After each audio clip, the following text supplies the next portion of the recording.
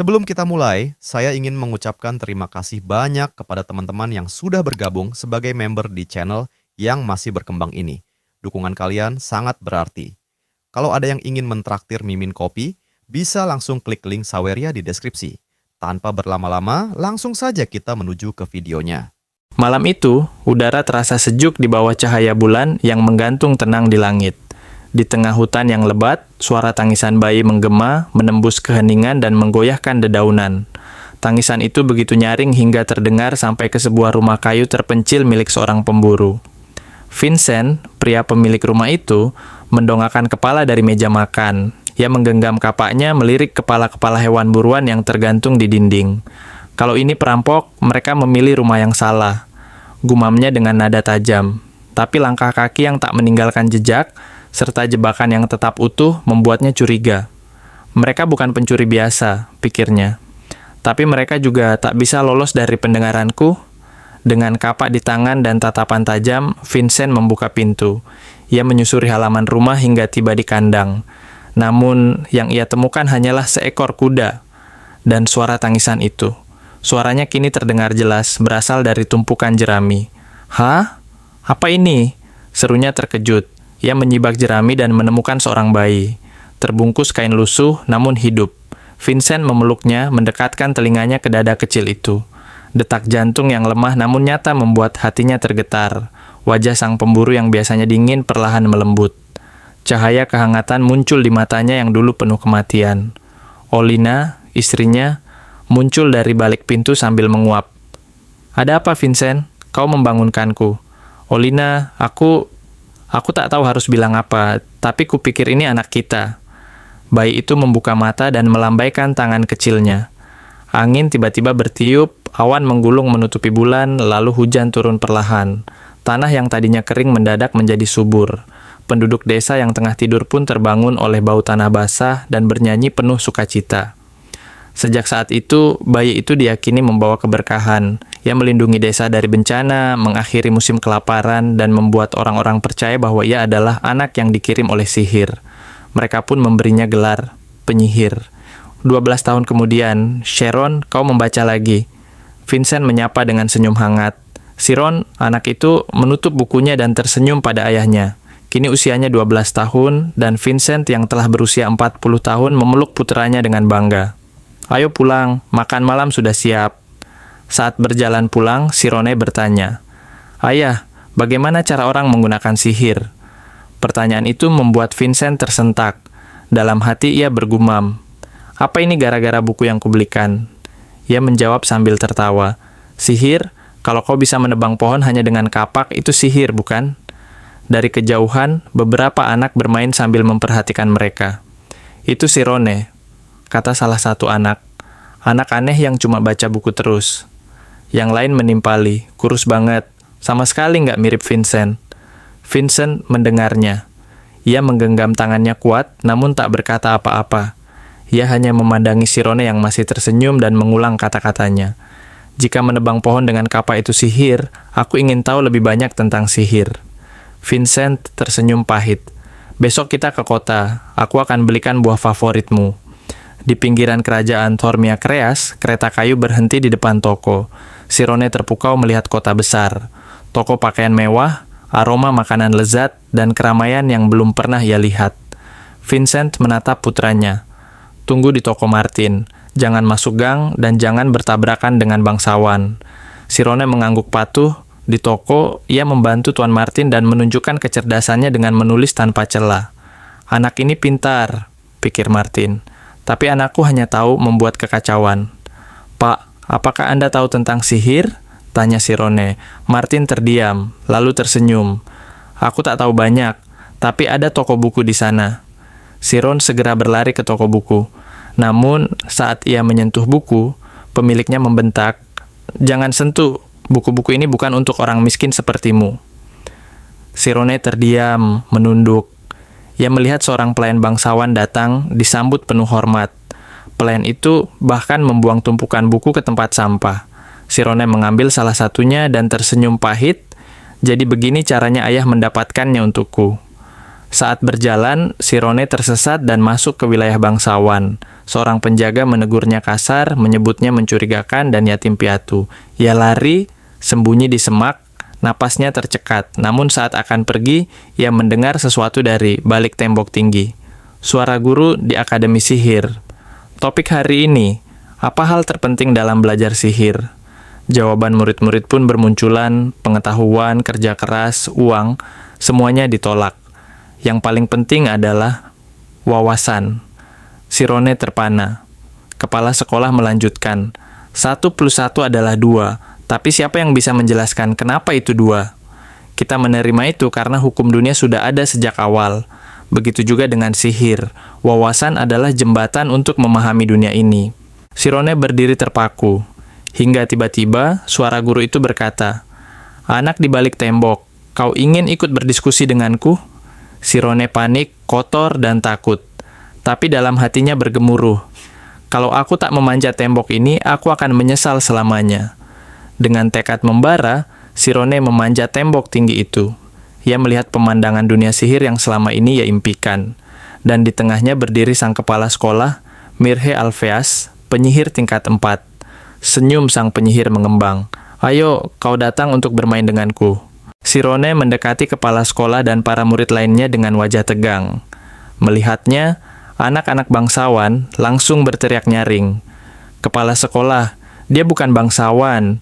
Kurasa dia rakyat jelata." "Hei, kau tak boleh masuk ke sini. Pergi sana." Sirone terdiam, terkejut oleh perlakuan itu. Namun kepala sekolah hanya tersenyum hangat. "Tak apa," katanya lembut. "Kemari, apa ada yang lelaki tua ini katakan yang menarik perhatianmu?" Dengan mata yang berbinar penuh semangat, Sirone menjawab, "Aku ingin melihat sihir." Kepala sekolah menatapnya penasaran. "Apa kau belum pernah melihat sihir sebelumnya?" Sirone menggeleng. "Aku hanya pernah membacanya di buku, tapi belum pernah melihatnya langsung." Anak-anak tertawa mencemooh. Rakyat jelata mana bisa baca buku? Siron tak bisa membalas cemohan itu. Dia menunduk, lalu memohon dengan sopan. "Tolong, tunjukkan padaku sihir. Satu saja, aku ingin melihatnya dengan mata kepalaku sendiri." Kepala sekolah mengangguk sambil tersenyum. "Baiklah, sihir yang sederhana, sihir angin." Anak-anak langsung bersorak riang. Tapi hanya Sirone yang berdiri terpaku, matanya berbinar penuh harap. Tiba-tiba, angin kencang berhembus dari tangan kepala sekolah, menyapu anak-anak dan Sirone hingga terangkat ke udara. Mereka semua melayang ke arah halaman sekolah. Anak-anak tertawa kegirangan, tapi Sirone malah menjerit ketakutan. Tubuhnya melayang, lalu perlahan turun. Tapi saat hendak menyentuh tanah, dia berhenti, mengambang di udara. Anak-anak menatap Siron dan tertawa keras. Wajah Sirone masih pucat. "Bagaimana perasaanmu?" tanya kepala sekolah. Anak-anak ikut tersenyum, tapi tidak dengan Sirone. Dia justru mengerutkan kening, lalu bertanya, "Apa itu sihir?" Kepala sekolah hendak menjelaskan dengan sederhana, tapi Sirone menyela. "Tak perlu. Kalau kau juga tak benar-benar memahaminya, katakan saja yang sebenarnya." Anak-anak langsung mengernyit. "Kurang ajar, berani bicara begitu pada kepala sekolah." Kepala sekolah pun sempat terdiam, keningnya berkerut. Tapi melihat tatapan tajam Sirone, ia justru tersenyum. "Baiklah, aku akan menjelaskannya sedikit lebih dalam. Sihir adalah sesuatu di luar akal sehat. Ini adalah perluasan dari pikiran manusia, upaya untuk memahami kebenaran dunia." Sirone menanggapi cepat.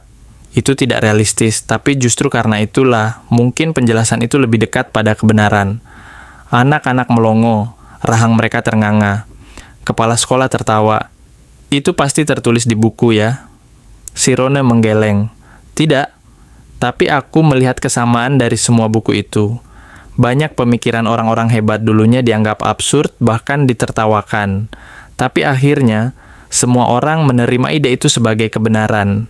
Jadi kupikir, kebenaran sebenarnya tersembunyi dalam hal-hal absurd. Itulah yang kupahami." Kepala sekolah memandangi Sirone dengan penuh makna. "Anak pintar," gumamnya.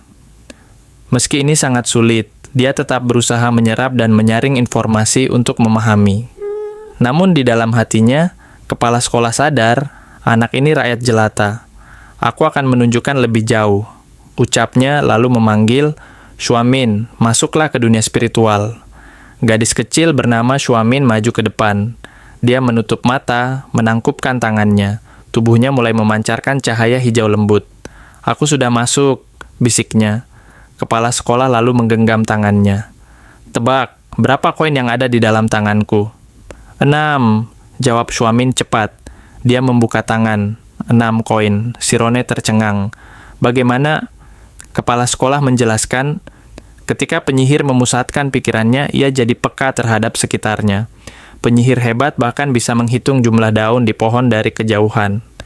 Ini disebut dunia diam, keadaan mental yang sangat sensitif. Dia mengambil 3 koin, Shuamin langsung menyebut 3. Tapi wajahnya mulai lelah. Penyihir yang bisa masuk ke dunia spiritual akan mampu memahami dunia luar dengan kapasitas supernatural. Pada akhirnya, mereka bisa mendominasi realitas, ujar sang kepala sekolah. Shirone hanya terdiam, kagum. Tak hanya sekadar menghitung koin, tapi merasakan seluruh dunia. Semua orang bisa melakukannya, lanjutnya. Mulailah dari tempat tenang, rasakan dirimu sendiri, lalu kosongkan pikiranmu. Tapi dia tahu tak semua orang mampu, hanya sedikit yang benar-benar bisa. Kalau berhasil, katanya pelan, kau akan melihat dunia yang benar-benar baru. Mengerti? Shiron mengangguk pelan. Jika aku tak bisa merasakan diriku sendiri, maka aku tak akan bisa mengosongkan pikiranku. Kepala sekolah memandangi anak itu dengan heran. Anak ini benar-benar membuatku kagum. Apa kau mau mencobanya sekarang? Shirone menutup mata. Ia bertanya dalam hati, apa arti diriku sendiri? Apakah otak? Tidak, itu hanya organ. Indra tak bisa menjelaskan seluruh realitas. Bukan mencari tahu makna, tapi merasakannya. Satu persatu, hapus semua yang dikenal sebagai aku. Yang tersisa hanya pikirannya. Shirone membuka mata perlahan, pemandangan sama, anak-anak, kepala sekolah, semuanya seperti sebelumnya. Apa yang kau rasakan? Tanya kepala sekolah. Suara, gumam Shirone. Aku mendengar semua suara. Anak-anak tertawa keras. Tentu saja kau dengar suara. Itu bukan sihir. Kepala sekolah pun berpikir. Seperti dugaanku, anak ini belum bisa masuk ke dunia spiritual. Dunia mental bukan sekadar indera biasa. Di sana kau bisa mencium suara, mengecap cahaya, dan melihat perasaan. Dia berdiri, menepuk kepala Shirone. Bagus, teruslah berlatih. Suatu hari nanti kau akan mendengar lebih dari sekadar suara. Lalu ia berpaling dan memanggil anak-anak lain. Pelajaran khusus selesai. Ayo, kembali ke sekolah sebelum terlambat.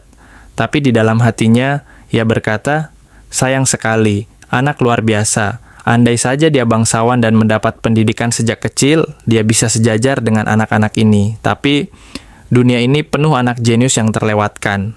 Namun di belakang mereka, Shirone melompat ke atas tembok. Napasnya terengah, matanya membelalak. Berhasil. Ini benar-benar berhasil. Shiron mengingat sesuatu yang mengguncangnya. Aku mendengar suara yang mengejutkan. Apa ini benar-benar dunia spiritual? Rasanya seperti tubuhku terkoyak menjadi jutaan bagian dan tersebar ke seluruh penjuru, seolah melampaui alam semesta dan galaksi. Aku adalah dunia ini. Air mata mengalir di wajahnya. Ia berlari secepat mungkin masih gemetar. Aku tak bisa berhenti menggigil di hadapan kebesaran ini. Hanya sesaat, tapi aku keluar dari tubuhku dan menjadi tak terbatas. Dalam kepanikan, Shirone menabrak seseorang dan jatuh ke tanah. Aku minta maaf, katanya cepat. Namun pria yang ditabraknya tampak sangat kesal. Apa yang kau lakukan? Dasar brengsek. Ia mencengkeram keras Shirone. Kau tahu kau barusan menabrak siapa? Kami ini preman kelas atas. Shirone ketakutan. Aku sungguh tidak sengaja. Tapi pria itu tak peduli. Maaf? Maaf saja tidak cukup. Kau dari guild, datang ke sini untuk membunuhku ya? Tiba-tiba terdengar suara santai dari kejauhan. Ada apa ini? Sepertinya ada yang seru. Pria itu menoleh dan berseru. Nona, akhirnya kau datang juga. Bosan lagi ya? Shirone mengangkat kepala. Nona, pikirnya, dia bisa menyelamatkanku. Namun ketika melihat sosok wanita muda itu, tubuhnya justru membeku. Penampilannya anggun dan mencolok, jelas seorang bangsawan. Pria berambut biru menjelaskan, anak ini mencoba membunuh orang, jadi kupikir dia perlu diberi pelajaran. Shirone masih mencoba membela diri. Bukan begitu, aku hanya tak sengaja. Diam, Pria lain menyela dan mengangkat kakinya. Apa kami tampak bodoh untuk percaya padamu? Tendangannya menghantam Sirone yang jatuh kesakitan. Mereka mengelilinginya seperti serigala. Kau harus bayar. Mana ibumu? Jangan-jangan dia kabur setelah melahirkan anak sepertimu. Salah satu dari mereka terkekeh. Lihat matanya berubah. Apa kau marah? Hah? Tendangan lain mendarat di kepalanya. Bocah, kenapa tak kau tatap aku lebih lama, hah? Sirone dipukuli habis-habisan. Salah satu dari mereka berujar, jangan rusak wajahnya. Kita masih bisa menjual dia. Saat itu, wanita muda tadi, Amy, mendekat. Kalau terus begini, dia bisa mati, katanya datar. Amy jongkok di samping Siron. Kau baik-baik saja? Siron gemetar, air mata jatuh. Aku tak melakukan apa-apa. Amy berdiri, menoleh ke kelompoknya. Ayo, sudahi. Tak ada yang lebih seru. Salah satu dari mereka menjawab, kami mau jual dia ke desa selatan. Rakyat jelata, jadi tak perlu takut. Sirone terkejut. Apa? Ingatan tentang ayah dan ibunya kembali menyergap. Amy melirik Sirone dan berpikir, budak seharusnya tak punya cacat, bukan? Senyum licik muncul di wajahnya. Mungkin aku harus pastikan itu sendiri. Orang-orang itu tertawa keras. Dia menyuruhmu buka baju. Bocah. Mau dipukuli lagi ya? Sirone menggigil, air matanya tak berhenti. Amy tampak tersipu lalu mengerutkan dahi. Kenapa aku seperti ini? Aku hanya ingin melihat ekspresi mereka setelah ini akan kulepaskan dia.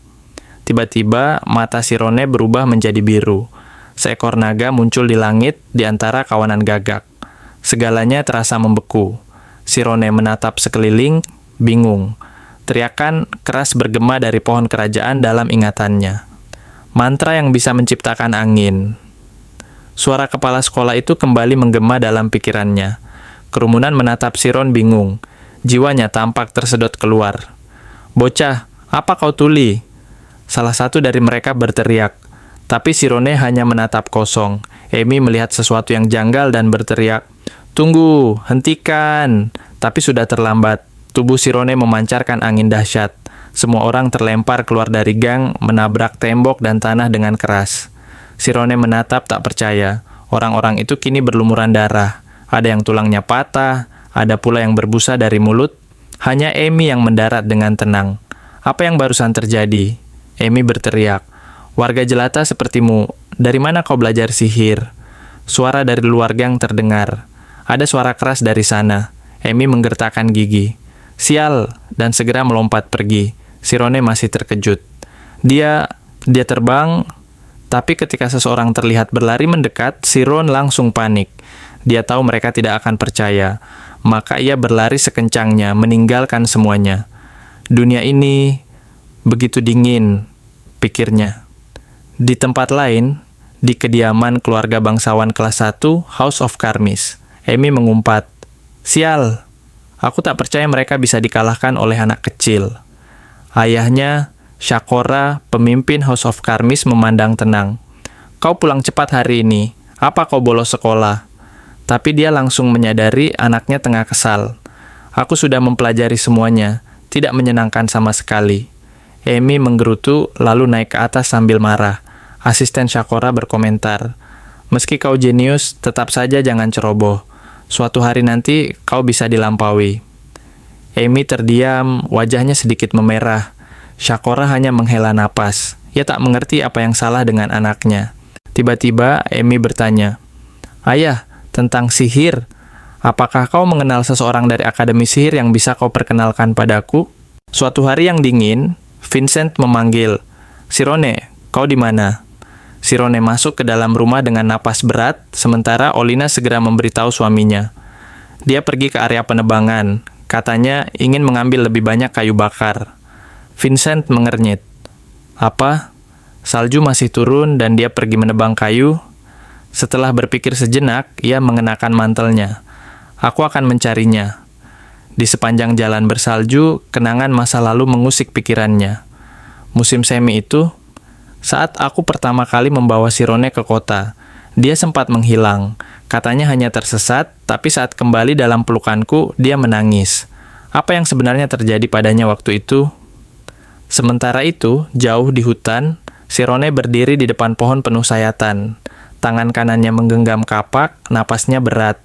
Sihir hari itu, aku masih belum bisa mengulanginya lagi, pikirnya. Sihir itu muncul dari insting dan kejelianku, bukan pengetahuan. Tapi, aku bisa menembus dunia spiritual, seperti yang terjadi waktu itu. Kali ini, Sirone berhasil masuk lagi ke dunia spiritual. Segalanya terasa begitu nyata, perasaan, aroma, getaran, semua yang berkaitan dengan pohon di hadapannya. Tiba-tiba, di dunia mental itu, ia melihat seberkas cahaya muncul dari dalam pohon. Apa ini? Tanpa ragu, ia membuka tas, mengambil sesuatu, dan menusuk ke arah cahaya itu. Aku tak tahu apa ini, tapi aku bisa merasakannya. Tusukan terakhir membuat pohon itu patah menjadi dua. Sirone tersenyum kecil. Sihir. Tanpa disadari, dari kejauhan Vincent menyaksikan segalanya dengan mulut terbuka lebar. Itu barusan, seperti kilat, bisiknya. Matanya menatap anak yang sedang menebang kayu dengan cara yang tak masuk akal. Tangannya meremas buku dalam genggaman, sementara air mata mengalir di pipinya. Sirone tak menyadari kehadiran ayahnya. Ini pertama kalinya berhasil setelah sekian banyak percobaan. Seperti keajaiban hari itu, pikirnya. Aku tak butuh keberuntungan. Yang kubutuhkan hanya pengetahuan dasar. Aku akan terus mengulanginya. Suatu hari, kesempatanku akan datang. Waktu berjalan cepat, 3 tahun berlalu. Sirone kini tumbuh sedikit lebih besar. Ia duduk di tunggul pohon, lalu berdiri meraba batang pohon dengan lembut. Kau tak bisa hanya melihat. Kau harus merasakannya dengan matamu, gumamnya. Seketika, suara kapak membelah udara. Pohon itu roboh seketika seperti tersambar petir. Aku hampir pulang hanya dengan bermeditasi, pikir Sirone sambil tersenyum kecil. Sudah 5 jam berlalu, namun pikirannya masih menyatu dengan dunia mental. Aku bisa merasakan semuanya. Semak yang bergetar, gerakan serangga, pohon yang menyerap nutrisi. Hanya 5 jam, tak cukup untuk memahami semuanya. Ia mengingat prinsip lama. Jika memungkinkan, dunia baru akan terbuka. Sirone tersenyum. Dunia baru, deskripsi yang tepat. Ia mengambil tumpukan kayu dan pulang. Di tengah perjalanan, 2 kuda putih menarik sebuah kereta bangsawan. Sirone melirik, kita punya tamu. Kereta itu sangat mewah. Saat tiba di rumah, ia melihat kedua orang tuanya duduk bersama seorang pria asing. Wajah mereka tegang. Vincent menyuruhnya mendekat. Siron, temuilah orang ini. Ini pelayan dari keluarga Ogen, kata Vincent serius. Pria itu memperkenalkan diri. Panggil saja aku Temuran. Sirone membungkuk sopan. Senang bertemu dengan Anda. Aku Sirone. Pria lain, Temuran, mendekat dan menatapnya. Biar kulihat dulu. Ia menyentuh telinga dan wajah Sirone lalu bertanya. Kau bisa membaca? Sirone mengangguk. Aku belajar sedikit waktu kecil. Temuran memperhatikan Sirone dengan tajam. Anak penebang kayu, tapi tahu membaca. Menarik. Apa kau berniat bekerja untuk keluarga Ogen? Lanjutnya. Sirone diameter. Pikirannya langsung membayangkan perpustakaan keluarga Ogen yang terkenal. Kami akan memindahkan 10.000 buku dari perpustakaan utama. 2 tahun pengangkutan, tapi penyortiran akan dilakukan hanya oleh kita berdua. Jelas Temuran. Sirone merasa hatinya bergetar. Ini kesempatan emas untuk mendapatkan pengetahuan sihir, tapi ini rahasia. Jika satu buku hilang atau kabar ini tersebar, Temuran menatap tajam. Seluruh keluargamu akan hancur. Vincent dan Olina saling berpandangan, tegang. Temuran melanjutkan, karena nyawanya terancam, kami akan membayar banyak. Uang yang tak bisa kau dapatkan dari berburu. Namun Vincent berdiri dan berteriak, aku tak peduli soal uang, aku hanya ingin anakku, Sirone, mewujudkan mimpinya. Temuran tertawa keras. Apa kau pikir dia bisa punya karir? Anak penebang kayu, berhenti bermimpi. Vincent menunduk. Suara itu menggores hati. Temuran mengejek lagi.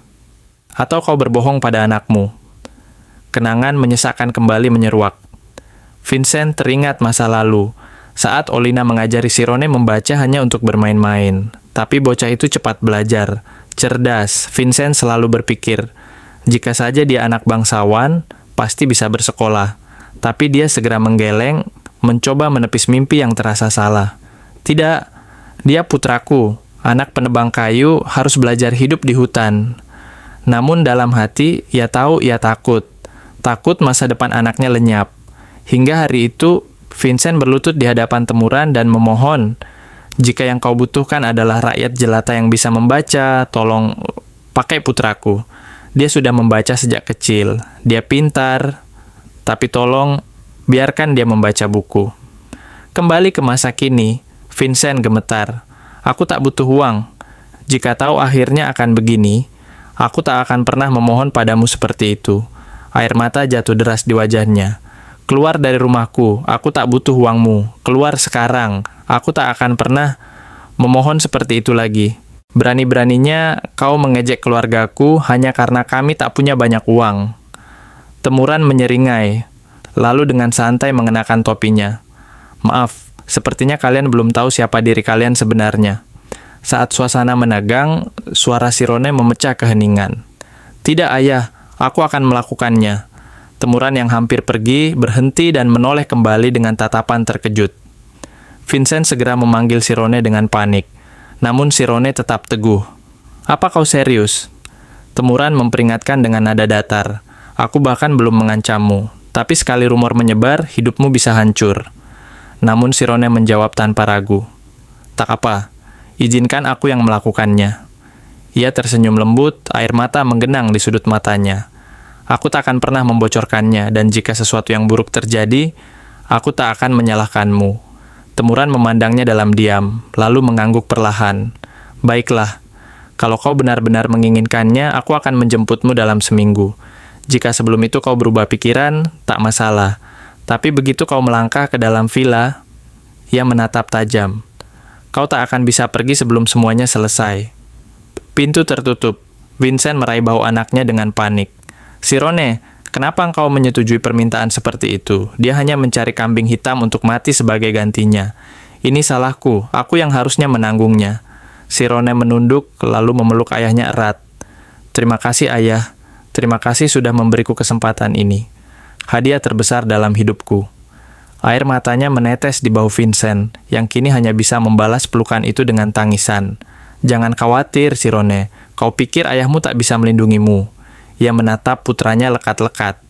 "Ingat kembali tanpa cedera. Aku bersumpah, mereka tak akan menyentuh sehelai rambut pun darimu." Olina menahan air mata, lalu ikut memeluk mereka. 3 orang dari satu keluarga bersatu dalam keheningan yang menyayat. 1 minggu kemudian, seorang utusan datang membawa kontrak. Sebelum Vincent sempat membaca, dokumen itu dirampas kembali. 2 pria mengantar Sirone menuju kereta cepat. "Setiap detik berharga lewat sini, bagasimu sudah disiapkan." Pintu kereta tertutup rapat. Sirone duduk diam, menatap jendela. Ia membuka kembali dunia spiritualnya dan melihat bayangan orang tuanya saling berpelukan dan menangis sejadi-jadinya. Ia menyentuh ilusi itu dengan lirih. Tiba-tiba, getaran ringan dari kereta menariknya kembali ke dunia nyata. Ia menarik napas panjang. Ini adalah kesempatan sekali seumur hidup. Pedang bermata 2. Aku tak boleh gemetar. Sirone mengerutkan kening. Bertahan 2 tahun di antara para pemilik kekuasaan besar. Bisakah aku tetap utuh? Kereta terus melaju. Di peta, tujuan akhir adalah Benteng Kreas di wilayah kerajaan Tormia. Rumah utama keluarga Ogen, bangsawan kelas 2 yang menghasilkan pendekar-pendekar pedang murni. Kepala rumah sebelumnya pendekar tingkat 3, sekarang bahkan sudah tingkat 4. Mereka penguasa kota ini, jelas pendamping di dalam kereta. Siron menatap keluar. Jalan utama kota dipenuhi kastil megah, rumah-rumah kebanggaan keluarga Ogen. Seorang pria di dalam kereta berbisik ketakutan. Keluarga ini penuh monster. Orang di sebelahnya menegur cepat. "Jangan bicara sembarangan kalau kau masih ingin hidup. Ayo, kita harus antar serangga ini." Sirone turun, menenteng tas bawaannya, matanya menyapu sekeliling. Sekarang semuanya terasa nyata. Inilah dunia para bangsawan. Sirone dibawa menuju sebuah bangunan bergaya administrasi. "Ini lounge pelayan sekaligus tempat tinggalmu." Saat ia masuk, Temuran sudah menunggu. "Ikuti aku, akan kujelaskan tugasmu." Sirone segera membalik badan dan mengikuti. Mereka masuk ke ruangan lain yang penuh rak dan debu tua. Mata Sirone membelalak. "Ini perpustakaan besar keluarga Ogen." Temuran mengangguk. Buku-buku di sini akan dipindahkan ke perpustakaan baru. Tugasmu adalah menyortir dan mengelompokkannya berdasarkan daftar mingguan. Jam kerja pukul 9 pagi hingga 6 sore. Di luar itu, kau bebas, tapi tidak boleh keluar atau memasuki manor tanpa izin. Biasanya, pelayan juga akan diajari etiket, tapi kau cukup fokus pada tugasmu. Sirone menerima setumpuk daftar. Ia menyimpan kekaguman di wajahnya dan bertanya kapan bisa mulai. Temuran hanya menjawab singkat, besok. Keesokan harinya, Sirone masuk ke perpustakaan mengenakan seragam pelayan. Tumpukan daftar di tangannya terlihat seperti gunung kecil, tapi ia tersenyum tipis. Sekarang aku paham, mengapa hanya satu orang yang diberi tanggung jawab ini. Standar pengelompokan buku pasti berbeda-beda. Ia memandang sebuah buku bertuliskan sejarah pedang. Apakah ini termasuk sejarah umum atau buku pedang profesional? Semua orang bisa punya pendapat berbeda. Semakin ia membaca, semakin ia menyadari sesuatu. Semua pengetahuan saling terhubung dan penghubungnya adalah sejarah. Dari 10.000 buku, 850 diantaranya adalah buku sejarah. Ia berniat menyelesaikan semuanya dalam 2 tahun ini. Suatu malam, saat sedang membaca dengan tekun, ia mendengar langkah kaki mendekat. Ia buru-buru menutup bukunya. Temuran masuk bersama seorang pria. "Apa kau sudah menyelesaikannya?" Lembur lagi. Sirone berdiri tegak. "Ya, Tuan." Temuran hendak pergi, namun berhenti. Ia menatap Sirone, membuat pemuda itu sedikit gemetar. Lalu ia berjalan pelan menepuk bahu Sirone, yang nyaris jatuh dari kursinya karena tegang. Ternyata, Temuran hanya membersihkan debu dari bahu Sirone. "Ingat, bukan hanya kau yang datang ke sini. Tuan rumah dan para bangsawan juga kerap muncul. Pastikan seragammu tak mempermalukan keluarga Ogen." Ia mengerutkan kening. "Dan potongan rambutmu. Kau pikir rambut panjang tuh pantas untuk pelayan?" "Ya, Tuan, selamat malam," jawab Sirone dengan suara kaku. Dalam hati ia menghela napas panjang. "Baiklah, 2 tahun. Aku harus fokus, tak boleh membuat masalah. Haruskah aku mengikat rambutku? Seperti ayah?" Malam semakin larut. Sirone membuka buku tebal bertuliskan 3 kaisar 7 kerajaan. Ia mengusap wajahnya yang lelah. Baru kerajaan Toria saja sudah rumit. Bagaimana aku bisa memahami semuanya? Namun, ia segera menguatkan tekadnya. "Tidak, aku tak perlu menghafal. Aku harus memahaminya, agar pengetahuan ini jadi milikku seutuhnya." Dengan mata setengah tertutup, ia menyusuri baris terakhir di halaman buku, lalu tertidur. Seseorang diam-diam masuk dan mengambil buku dari pelukannya. Temuran memandang pemuda itu, menghela napas. Bodoh, memegang buku ini selama sebulan penuh. Namun senyum kecil muncul di sudut bibirnya. "Apa kau pikir bisa berhasil hanya dengan membaca? Kalau kau berani menyentuh buku praktis, aku akan larang kau masuk ke sini di luar jam kerja."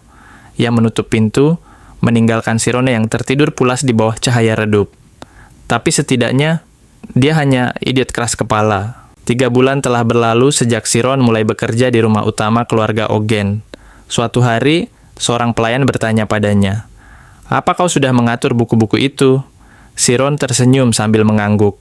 "Sudah, kau bisa membawa seluruh setnya." Pekerjaan menyortir buku mulai terasa mudah baginya. Ia bahkan belajar banyak hal dari para pelayan lain. Salah satu dari mereka mengambil sebuah buku sambil tersenyum. "Aku akan meminjam buku ini," katanya. Sirone yang mendengarnya segera menanggapi. "Tuan muda kedua juga meminjam buku itu, bukan? Tapi seingatku mereka belum mengembalikan buku yang dipinjam terakhir kali. Kalau hilang, bisa menimbulkan masalah." Pengurus rumah menggaruk kepalanya sambil bergumam. "Ya, aku masih menanyakannya pada mereka, tapi mereka bilang akan mengembalikannya sendiri. Sebenarnya, para bangsawan tak terlalu peduli kalau buku hilang. Hanya kami, para pengurus, yang harus khawatir." Pelayan lainnya ikut menimpali. Yang lebih mengejutkan, mereka bahkan tak peduli kalau isi buku itu bocor keluar. Mendengar itu, Sirone diam-diam berpikir bahwa perpustakaan ini mungkin memang tak menyimpan buku-buku penting. "Tapi jangan bilang siapa-siapa kalau aku yang bilang," bisik pelayan itu sebelum melambaikan tangan dan pergi. Sirone menunduk sambil merenung. Tapi bukan berarti ini membuatnya lebih aman. Seorang bangsawan hanya akan tampak ramah jika benar-benar punya hati untuk rakyat. Mereka bahkan tak sadar kalau hal-hal kecil bisa mengancam nyawa rakyat biasa. Pelayan tak boleh membuat kesalahan.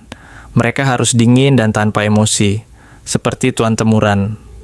Ia menarik napas dalam dan berkata dalam hati, bangsawan peduli atau tidak, hidup tenang tetap yang terbaik. Tiba-tiba, sebuah suara kasar terdengar dari luar. Sialan, kau orang tua terkutuk. Sirone menoleh dan melihat seorang anak laki-laki dengan rambut biru masuk sambil gemetar marah. Hari seperti ini, sedikit santai pun tak masalah. Siron mengenali rambut itu. Ryan Ogen, anak bungsu Earl. Teriakan lain terdengar dari luar. Ryan, berani-beraninya kau kabur. Kalau kutangkap, kau harus lari 100 putaran lagi. Ryan panik dan terus berlari. Ia meraih bahu Siron dan berbisik, "Hei, jangan bilang aku ada di sini ya." Ingat, sesaat kemudian, seorang pria tua berperawakan besar masuk ke perpustakaan. Janggutnya panjang hingga ke pusar. Ia berteriak, "Aku tahu kau bersembunyi di sini." Ia menatap Siron dan bertanya, "Kau, di sana, ada anak seukuran kacang dengan rambut hijau datang ke sini, bukan?"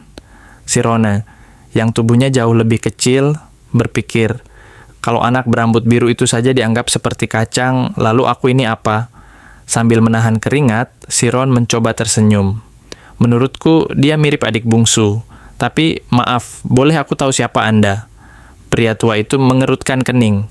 Aku guru pedang di sini, guru yang berhak memukul kacang itu sampai hancur. Jadi cepat katakan, atau kau juga ingin dihajar? Sirone diam sejenak lalu menunjuk ke arah rak buku. Dia bersembunyi di bawah rak buku sana. Ryan yang mendengar langsung pucat. "Hei, kau gila? Apa kau mau mati?" Tapi terlambat. Guru itu langsung menarik Ryan dan menjatuhkannya ke lantai, menyeretnya keluar dari perpustakaan sambil mengomel. "Ikut aku, bajingan. Melewatkan latihan, kau perlu dididik ulang." Ryan melirik ke belakang sambil diseret dan menggeram lirih. "Kau akan membayar harganya." Sirone hanya bisa bergumam dalam hati, guru itu bahkan lebih kuat dari kepala rumah. Aku tak punya pilihan lain. Menurut kabar, Ryan dikirim ke gunung untuk berlatih selama sebulan. Selama waktu itu, Sirone berhasil menyelesaikan buku pertamanya dalam 20 hari. Tapi setelah memahami isi buku tersebut, ia mampu menyelesaikan 82 buku hanya dalam 4 bulan. Seperti dugaanku, hanya awalnya yang sulit, pikirnya. Jika aku bisa membangun fondasi dari 200 buku pertama, maka 150 sisanya akan jauh lebih mudah diserap. Setelah membaca buku tentang sejarah sihir, Sirone sempat ragu. Tapi karena ia sudah memahami konsep dasar sebelumnya, keraguan itu memudar. Seorang cendekia bisa menciptakan teori, tapi penyihir tak hanya harus paham, mereka harus bisa mewujudkannya dalam praktik. Mereka seperti ilmuwan spiritual. Ia menutup bukunya perlahan dan berbisik. Jika aku menyerap semua pengetahuan ini, aku akan menjadi penyihir sejati. Tiba-tiba, pintu perpustakaan terbuka keras. "Hei, bajingan!" teriak seseorang. Ryan muncul dengan napas tersengal-sengal dan wajah penuh dendam. "Aku melewati neraka demi hari ini." Sirone hanya memandang, takut sekaligus kagum. "Gigih sekali orang ini." Ryan marah. "Kau pikir apa yang kulalui selama ini?" Memanjat tebing berkali-kali. Setiap kali jemariku nyaris mati rasa, aku pikirkan satu hal, balas dendam. Sirone masih diam. Ryan tak tahan dan berteriak lagi. "Jangan diam saja. Aku mempercayaimu, tapi kau mengkhianatiku. Melihat wajahmu saja membuatku muak." Sirone mencoba menjelaskan, "Aku hanya mengatakan yang sebenarnya." Ryan langsung meraih kerahnya. "Kau harusnya bilang kalau kau tak bisa menolongku. Jangan sok benar." Sirone menatapnya dan bertanya, "Jadi, apa yang harus kulakukan?" Ryan terdiam sejenak, menatap Sirone dengan bingung. Sikapnya tenang sekali. Dia cuma pelayan tapi kenapa begitu santai? Akhirnya, ia menyeringai. "Baiklah, ikut aku sekarang. Akan kutunjukkan siapa aku." Malam semakin larut saat Sirone mengikuti Ryan ke sebuah tempat di dalam kompleks keluarga Ogen. Ia melihat sekeliling dengan cemas dan berpikir, Ini bukan lapangan latihan, kan? Apa dia berencana memukuliku sampai puas? Lebih baik aku pasrah dan menerima pukulan daripada mati konyol."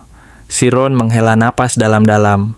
"Aku tak bisa menyia-nyiakan kesempatan yang dipertaruhkan dengan nyawa oleh orang tuaku."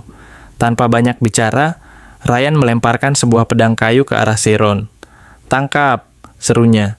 Sirone menangkap pedang itu dengan bingung. Ryan lalu mengarahkan pedangnya sendiri ke arah Siron dan berkata tegas, "Duel. Aku bukan pengecut sepertimu.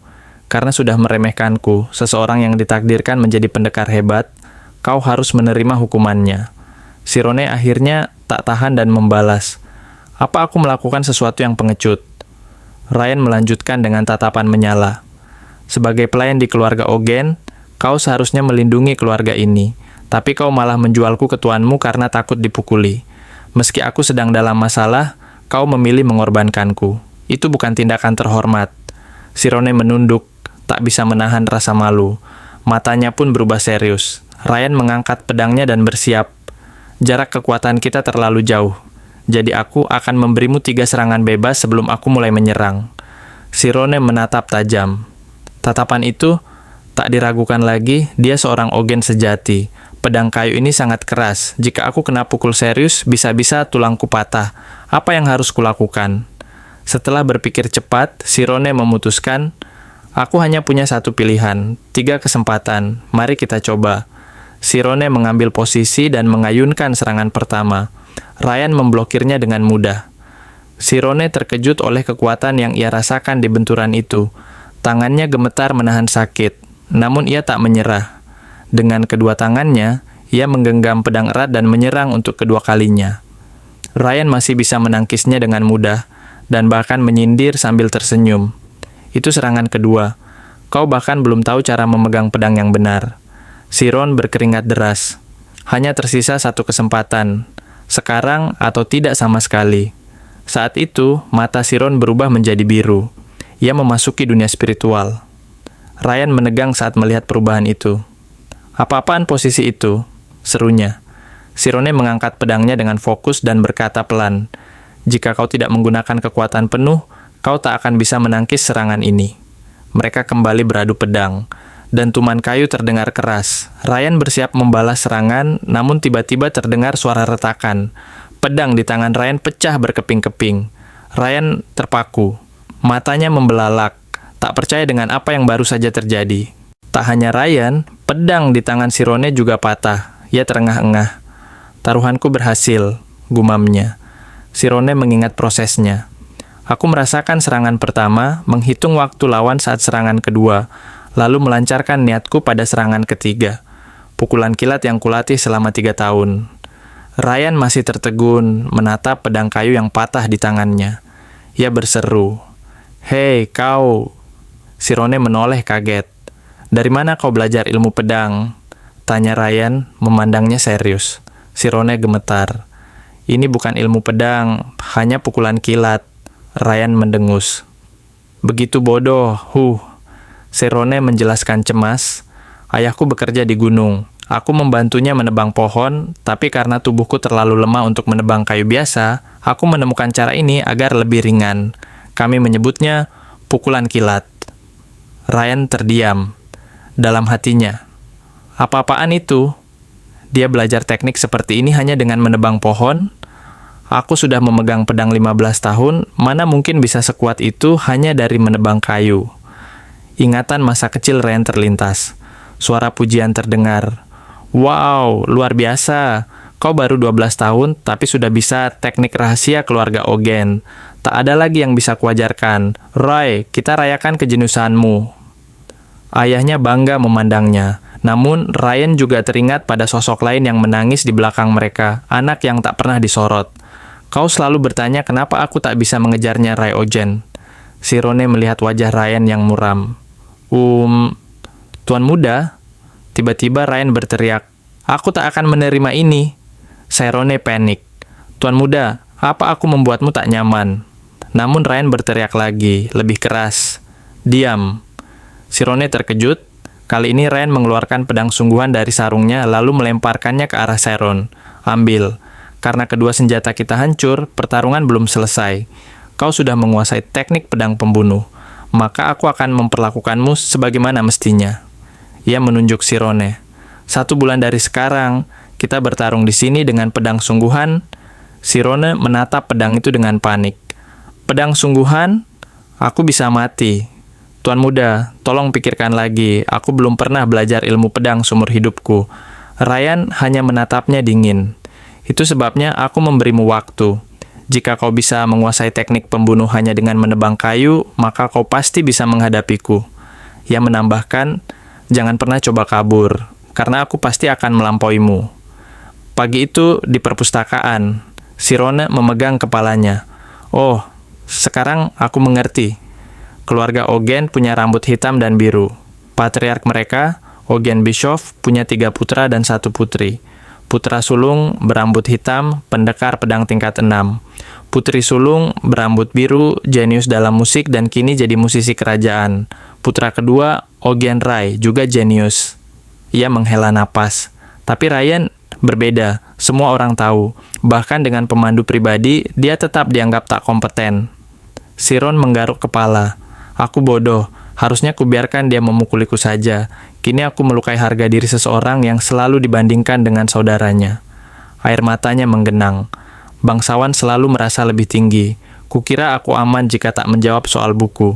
Tapi jika aku mati, orang tuaku juga akan ikut menderita. Namun ia segera bangkit. Aku tak boleh larut seperti ini.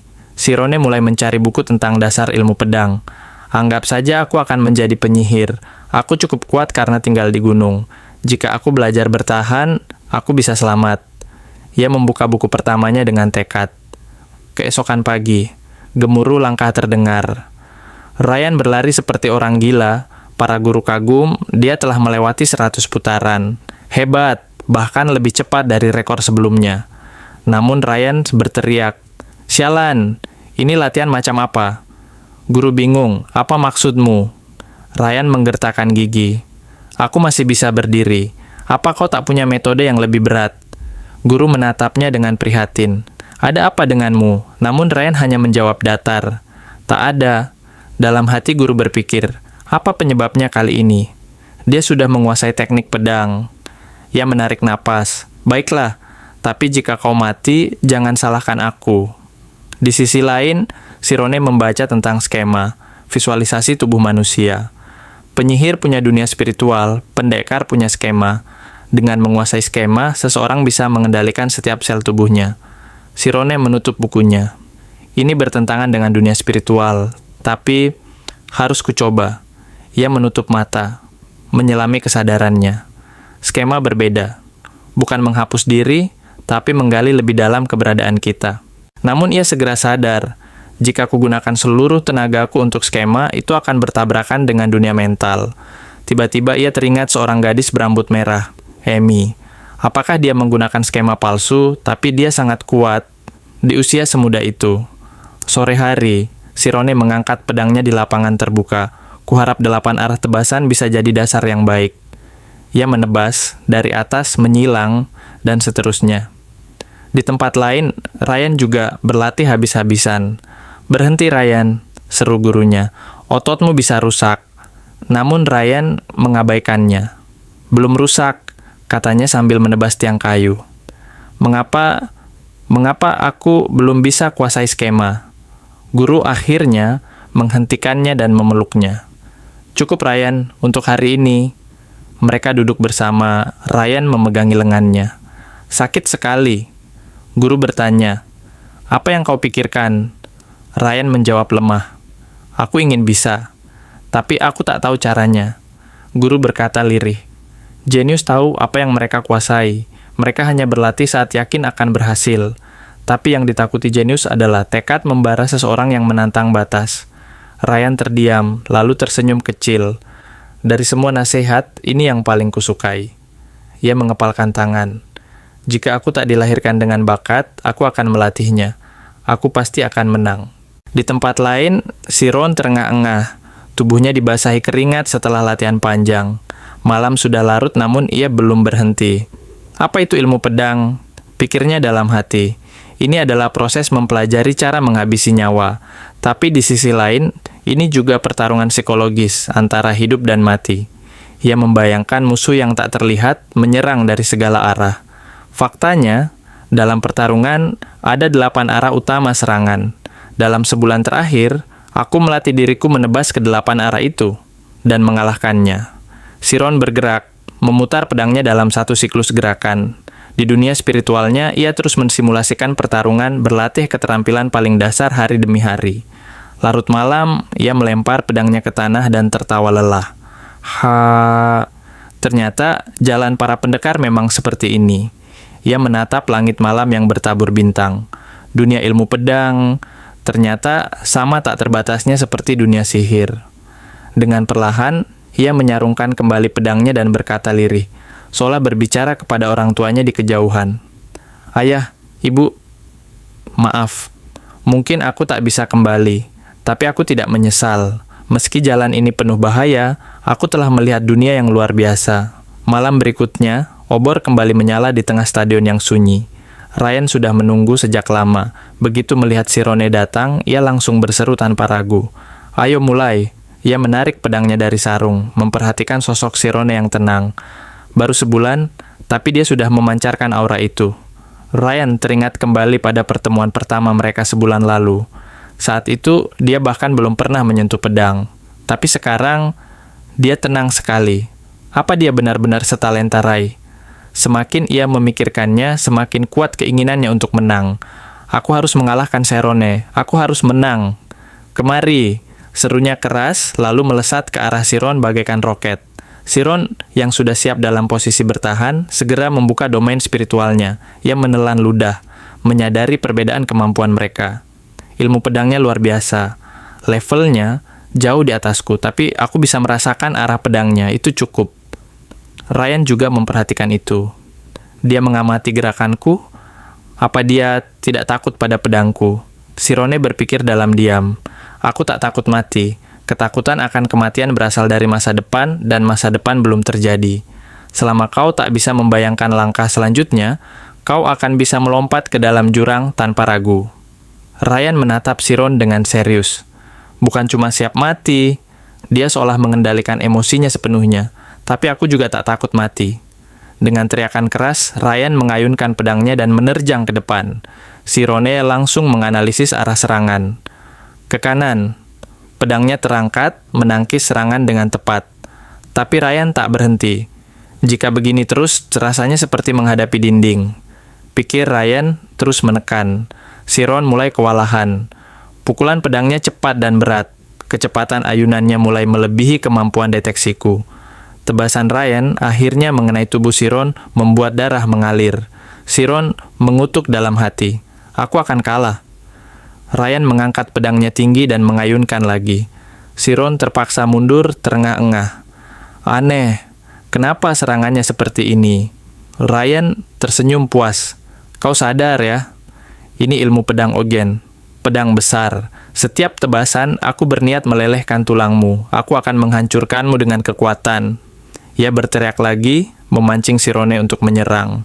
Mereka bertarung sengit, 500 putaran. Saat pertarungan berlanjut, Sirone mulai merasakan sesuatu yang aneh. Kalau dia menebas ke atas setelah menyerang dadaku, aku sudah terbelah dua. Tapi kenapa dia terus memakai serangan besar? Lalu ia menyadari. Aku mengerti, dia memang ahli dalam teknik pedang, tapi tak tahu cara menggunakannya secara strategis. Kalau begitu, aku akan buat dia menurunkan ekspektasinya terhadapku. Pedang mereka kembali bersilangan. Siron mengubah strategi. Jangan bertahan lagi. Serang. Ryan terkejut. Apa dia menyerang balik? Bukankah itu hanya membuatnya kelelahan? Namun Siron tak berhenti. Serangan demi serangan dilancarkan, sederhana tapi efektif. Ryan semakin kesulitan bertahan. Sial, serangannya sederhana. Tapi kenapa aku tak bisa memblokirnya? Siron tetap fokus. Staminanya menurun. Pertahankan tenagamu, Sirone. Ryan mulai kehilangan napas. Tak mungkin, ini tidak masuk akal. Dalam pikirannya, kenangan hari itu muncul. Siron ingat dengan jelas bagaimana Ray pernah menatapnya dengan senyum merendahkan. Sementara itu, Ryan diliputi amarah. Ia mengayunkan pedangnya dengan penuh emosi. Sialan, aku akan menjadi pendekar pedang terbaik di dunia ini. Sirone memblokir serangan sambil mengamati. Apa yang dia lepaskan? Ini bukan teknik yang etis. Apa dia kehilangan kendali? Namun tiba-tiba sesuatu berubah. Arah serangannya terlalu acak. Aku tak bisa membacanya. Ryan menerjang membabi buta, seperti orang kesetanan. Si Ronek ini benar-benar dalam bahaya besar. Sebuah pedang melayang di udara sebelum jatuh ke tanah. Sirone dan Ryan sama-sama terengah-engah. Ryan menunduk, napasnya memburu. Apa ini benar-benar terjadi? Gumamnya. Ternyata pedang yang jatuh adalah milik Ryan, sementara pedang Siron masih erat di genggamannya. Ryan mengingat beberapa serangan terakhir. Saat ia menerjang ke arah Siron seperti roket, Siron mengubah cengkramannya dalam sekejap. Ryan berpikir cepat dan mengarahkan ujung pedangnya ke atas, tapi Siron mengantisipasi semuanya. Ryan menatap Sirone dalam diam. Siapa dia sebenarnya?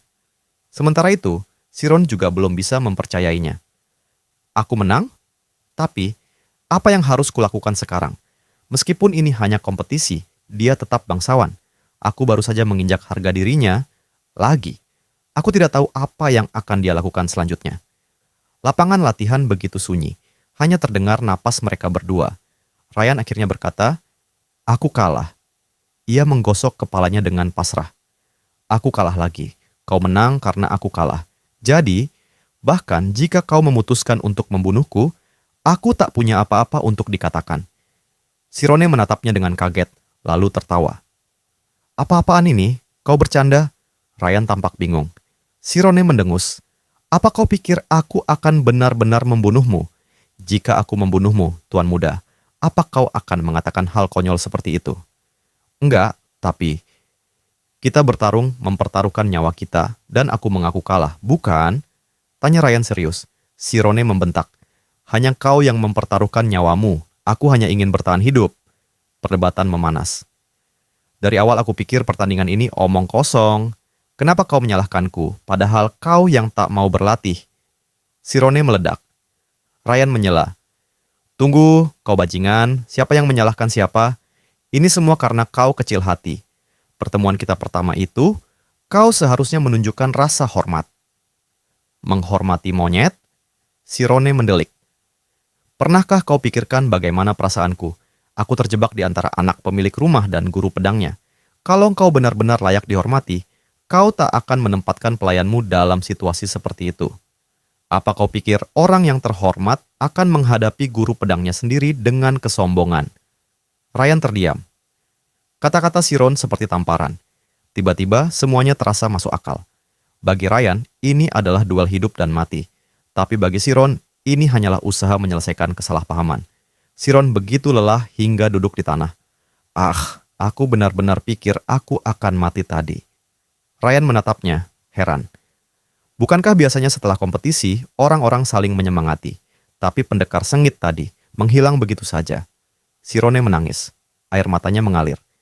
Ini nyata. Benar-benar terjadi. Ryan termenung. Dia pasti jenius pikirnya. Tapi dia tidak menertawakanku seperti Ray. Dia menghadapi aku dengan sepenuh tenaga. Ryan lalu bertanya, "Hei, siapa namamu?" Sirone menghapus air matanya, lalu menjawab, "Aryan Siron." Ryan tersenyum, memperkenalkan diri dengan sungguh-sungguh. "Aku Ogen Ryan." Sirone tertegun. Dia menyebut nama lengkapnya. Ryan mengulurkan tangan. "Ayo jadi teman. Bagaimana?" Keesokan paginya, perpustakaan Ogen ramai. Suara langkah dan lembaran kertas memenuhi udara. Temuran memeriksa tumpukan buku. "Sejauh ini, kau telah mengklasifikasikan 7.028 dari 10.453 buku. Kerja bagus," katanya. Sirone tersenyum. "Terima kasih. Sudah 1 tahun aku bekerja di perpustakaan Ogen," pikir Sirone. "Jumlah buku yang harus kuklasifikasikan semakin sedikit dan efisiensiku meningkat. Tujuan membaca 850 buku sejarah kini tersisa 200. Aku bisa menyelesaikannya dalam waktu dekat. Selain itu, aku juga mengalami pertarungan, memahami hakikat ketakutan, dan meningkatkan ketahanan mentalku. Saat itu aku benar-benar pikir akan mati. Tapi sekarang aku sadar, selama aku tak menyerah, aku bisa mencapainya. Tapi yang lebih berharga dari semua itu adalah, aku menemukan teman sejati." Ryan menatap rak-rak tinggi berisi buku. "Wow, banyak sekali. Aku penasaran, apa keluarga kita sudah membaca semuanya?" "Tentu saja," jawab Siron. "Pemilik rumah dan tuan muda kedua sering datang ke perpustakaan." "Yah, pasti menyenangkan jadi pintar," gumam Ryan. Setelah aku makin dekat dengannya, pikir Siron, aku menyadari bahwa Ryan sangat emosional dan punya sisi yang lucu. bertolak belakang dengan kesan keras kepala yang dia berikan, atau mungkin karena dia anak bungsu. Ryan mengambil buku dari tangan Sirone. "Jangan merusaknya," tegur Sirone. "Kalau rusak, mereka akan marah." "Haha, jangan khawatir. Buku tak lebih berharga dari nyawa seseorang. Bahkan kalau kau bakar seluruh perpustakaan ini, aku akan melindungimu." Sirone mendesah. "Diam saja biar nggak bikin masalah. Dan, kenapa kau datang hari ini? Bukannya ada latihan?" "Aku sudah latihan dasar. Aku bilang ke pelatih aku mau ke sini belajar sedikit," jawab Ryan santai. Sirone kesal. "Kalau gitu, cepatlah belajar. Jangan cuma jalan-jalan." "Aku bosan," kata Ryan sambil mengayunkan tangan dan kakinya. "Sangat bosan." Dia bukan malas, pikir Sirone. Ryan itu seperti api. Begitu apinya menyala, sulit dipadamkan. Begitu ada kesempatan, dia akan membara lagi. 10 menit kemudian, Sirone membawanya ke meja. "Kau kesini untuk belajar, jadi belajar." Ryan melihat buku itu dan mengerutkan kening. "Sirone, kau bilang ingin jadi penyihir. Apa kau benar-benar perlu membaca sebanyak itu? 800 buku? Gila." "Tentu saja. Bahkan aku masih tertinggal. Sebelum datang ke sini, aku tak punya kesempatan belajar. Tapi setelah membaca 600 buku sejarah, aku mulai memahami sebagian besar dasarnya." Ryan tak bisa berkata-kata. Ia lalu membuka buku dan membaca lantang. "Aku yakin semua orang pernah bertanya, jika seorang pendekar pedang dan penyihir saling berhadapan, siapa yang akan menang?" Sirone berhenti membaca. Ryan melanjutkan, "Untuk menemukan jawaban itu, aku menjelajahi dunia. Bahkan kini, saat menutup mata, aku masih melihat cahaya di puncak Artus, 6.000 meter di atas permukaan laut. Di sanalah tumbuh tanaman karnivora yang memangsa burung." Tak lama kemudian, Ryan menutup bukunya. "Buku ini hambar." Sirone langsung mengambilnya. "Apa? Aku justru menikmatinya." "Menikmati apa? Tak ada gambar, tak ada hubungannya dengan ilmu pedang." Sirone membuka halaman selanjutnya. "Jadi menurut penulis, siapa yang akan menang?" "Kayak dua orang gila saja, bertarung begitu," jawab Ryan tak yakin. Tiba-tiba, seseorang masuk. Sudah pasti pendekar pedang yang akan menang. Itu Ray Ogen. Sirone segera membungkuk. "Selamat datang, Tuan Muda." Ryan kesal. "Apa? Bagaimana engkau tahu?" Dia mendengar semuanya, pikir Siron. Percakapan kami tadi, dia dengar semua. Ray melihat ke arah Siron.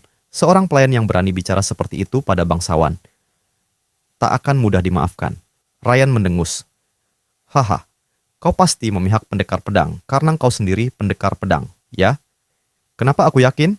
Karena aku melihat status semua pendekar pedang dan penyihir di benua ini. Kau bisa lihat sendiri kalau kau cukup jeli." Ryan menyindir. "Kita bicara soal pertarungan, bukan status sosial. Apa hubungannya?" Ray menoleh ke Siron. "Oi, kau di sana." Ryan makin kesal. "Apa kau mengabaikanku?" Ray bertanya. "Apa pendapatmu?" Siron gugup. Apa tujuannya? Dia sangat tak terduga. "Aku harus berhati-hati menjawab."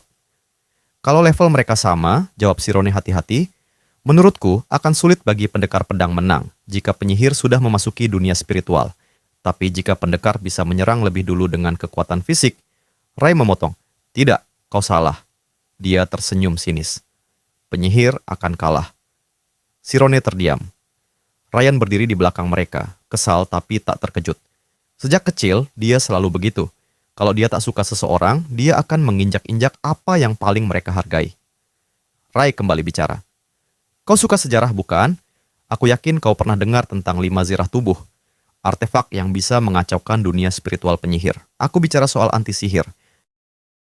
Sirone mengerutkan kening. Kemampuan alami penyihir adalah dunia spiritual. Melawan penyihir di dunia spiritual, mereka tak ubahnya seperti melawan hiu di laut dalam. Tapi, ada satu hal yang bisa mengaduk air dan mengalihkan perhatian ikan, anti-sihir. Jika dunia spiritual tak bisa memengaruhi, maka sihir pun tak akan bekerja. Begitu seseorang dilengkapi dengan relik suci yang memiliki sifat apapun, penyihir tak akan bisa berbuat apa-apa terhadap mereka. Tapi ini masih sebatas hipotesis. Di masa lalu, anti-sihir adalah kekuatan berharga yang tercipta dari aliran mana di hati naga. Karena fluktuasi frekuensi, berapapun banyaknya kekayaan yang dicurahkan, tetap saja tak bisa meningkatkan efektivitasnya. Bahkan penyihir ahli seperti Yakra hanya bisa menggunakan 65% dari kemampuannya pada kelima anggota tubuh. Karena itu, nilainya luar biasa, lanjut Rai. Selain karena kemampuannya, nilai sejarahnya pun tinggi. Setiap bagiannya setara dengan anggaran tahunan seluruh kerajaan. Mendengar itu, Ryan langsung terkejut. Jadi, bagaimana pendekar pedang bisa jadi lebih kuat? Rai tersenyum. Masalah utamanya adalah, pencipta anti-sihir itu sendiri adalah para penyihir. Sirone dan Ryan langsung terpana. Apa? Kenapa mereka melakukannya? Tanya Ryan tak percaya. Rai menjawab, tentu saja karena permintaan akan anti-sihir sangat besar. Itu bisnis yang menguntungkan. Para penyihir itu tahu mereka bisa dimanfaatkan, jadi mereka tak perlu membeli relik suci yang mahal. Intinya, penyihir hanyalah profesi di mana beberapa orang menyedihkan menjual kelemahan mereka sendiri demi uang. Ryan segera menyela. Itu terlalu kasar. Tapi Sirone menyela dengan senyum. Tapi itulah sifat dasar penyihir. Rai dan Ryan sama-sama terkejut. Apa maksudmu? Tanya Rai. Sirone menjelaskan. Seperti yang kau bilang, anti-sihir diciptakan oleh penyihir. Digunakan untuk membatasi kemampuan sihir di area terlarang. Bahkan digunakan secara efektif dalam pelatihan praktisi sihir. Jadi meskipun digunakan melawan penyihir, anti-sihir adalah pencapaian intelektual yang melayani tujuan baik. Menurutku, tidak adil kalau mengatakan pendekar pedang lebih mulia hanya karena alasan itu. Darah Rai langsung memanas. Ryan hampir tertawa. Rai dengan marah berbalik. Hei, teori dan kenyataan itu sangat berbeda. Apapun kebenarannya, penyihir tak akan pernah menang melawan pendekar. Lalu, dia pergi, begitu saja. Sirone menghela napas lega. Fiuh, kupikir aku akan mati. Ryan menepuk bahunya dan tertawa. Haha, kau luar biasa Siron. Ini pertama kalinya aku lihat kakakku dengan ekspresi seperti itu. Kalau lidahmu adalah pedang, kau pasti pendekar pedang terkuat di dunia. Sirone tersenyum, memandang punggung Rai yang menjauh. Seperti kata Rai, teori dan kenyataan memang berbeda. Tapi, eksplorasi eksperimen selalu dimulai dari kelemahan orang lain. 6 bulan kemudian, Temuran menatap tumpukan dokumen yang dibawa oleh pelayan. Ia meletakkan cangkir tehnya dan berkata, baiklah, ini selesai lebih cepat dari yang kita perkirakan. Pengurus rumah tangga lainnya menimpali. Rencana pemindahan perpustakaan dipercepat 6 bulan. Lega rasanya, buku-buku yang terabaikan selama 20 tahun akhirnya tersusun rapi. Tapi kehilangan orang seberguna itu akan sangat disayangkan Tuan. Mungkin kita bisa memperpanjang kontraknya dengan alasan tertentu. Namun Temuran segera menyela, jangan bicara omong kosong, fokus saja pada pekerjaanmu. Orang itu segera membungkuk, maafkan saya Tuan. Temuran menyesap tehnya sambil memandangi satu nama, Sirone Aryan.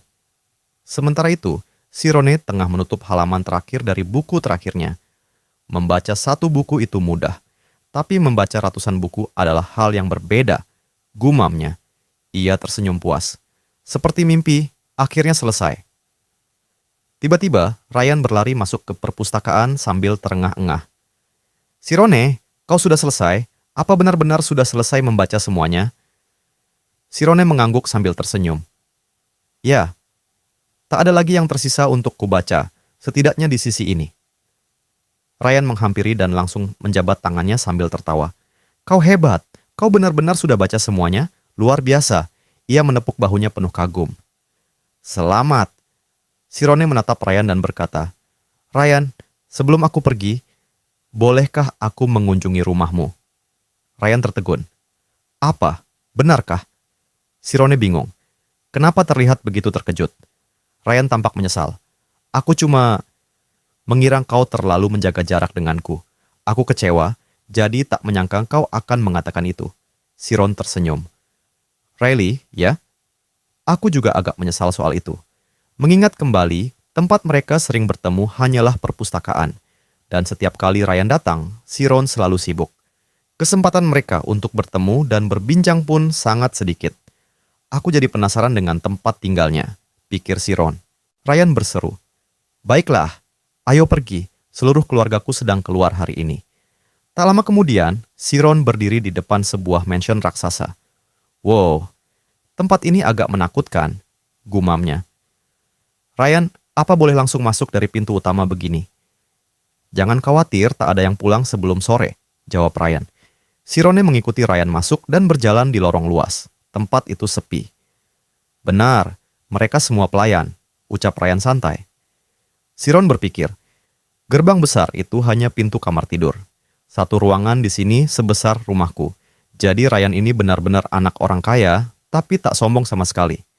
Tak lama, Ryan membuka sebuah pintu. Ini kamarku. Sirone terkejut. Kamar itu, yang katanya paling kecil, tampak seperti ruang latihan. Sepertinya ruang latihan, hehe, komentar Sirone. Silakan, kata Ryan. Beberapa saat kemudian, ekspresi Ryan berubah serius, sementara Siron tetap santai. Tak lama, Ryan melempar semua kartu di tangannya dengan frustrasi. Aku menyerah, kalah lagi. Sirone tertawa dan mengantongi koin. Hehe, masih mau lanjut? Kau pasti pakai trik dunia spiritual ya? Sirone terkejut. Apa? Kau pikir aku siapa? Dengan santai, Sirone menjelaskan bahwa ia hanya mengamati kebiasaan Ryan meletakkan kartu as dan pola taruhannya. Ryan terkejut. Serius? Kau tahu semua itu? Sirone tersenyum. Pengamatan itu berguna saat kau tak fokus hanya pada satu hal. Kalau kau ingin membaca pikiran lawan, perhatikan semua gerakannya. Ryan menggosok kepalanya. Jadi, jangan hanya lihat satu titik, tapi seluruh gerakan. Mungkin ini bisa membantuku juga. Sirone menimpali. Ya, bahkan membantuku masuk ke dunia spiritual. Ryan mengangguk, walau masih bingung. Aku setengah paham, setengah enggak. Saat itu, Sirone melihat sebuah novel di rak.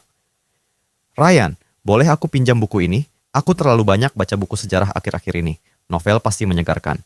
Namun Ryan sudah tertidur di meja. Sirone mengambil buku itu dengan hati-hati, menengok jam, dan bergumam, mereka akan segera pulang. Lalu, suara piano mengalun pelan. Sirone tertegun. Suara piano, hanya ada satu orang di mansion ini yang bisa bermain. Di balik pintu yang sedikit terbuka, seorang wanita berambut biru panjang memainkan piano. Reina Ogen. Reina menoleh dan berkata, apa pendapatmu? Itu sonataku. Sirone kaget karena ketahuan. Ia mendekat perlahan. Menurutku bagus, tapi emosimu terlalu meledak-ledak. Apa yang bisa kulakukan? Reina bertanya. Pertama kalinya kita bertemu ya? Kau rekrutan baru? Sirone menjawab jujur. Ya, aku mengatur buku-buku di perpustakaan selama setahun ini. Reina tersenyum. Ah, jadi kau anak yang sering kudengar. Tak semua orang bisa mengklasifikasikan buku. Kau pasti sangat pintar. Pernah main piano. Sirone mengingatkan dirinya sendiri. Hati-hati, dia ahli dalam diagram saat bermain. Ia juga ingat peringatan Ryan. Kakak perempuannya adalah orang dengan kepribadian paling buruk di mansion ini. Belum pernah, jawab Sirone hati-hati. Tiba-tiba Reina menunjuk ke kursi kosong di sampingnya. Biar kujarkan, kemarilah. Sirone panik. Apa? Wajahnya menjadi sangat serius saat perlahan-lahan ia duduk di sebelah Reina.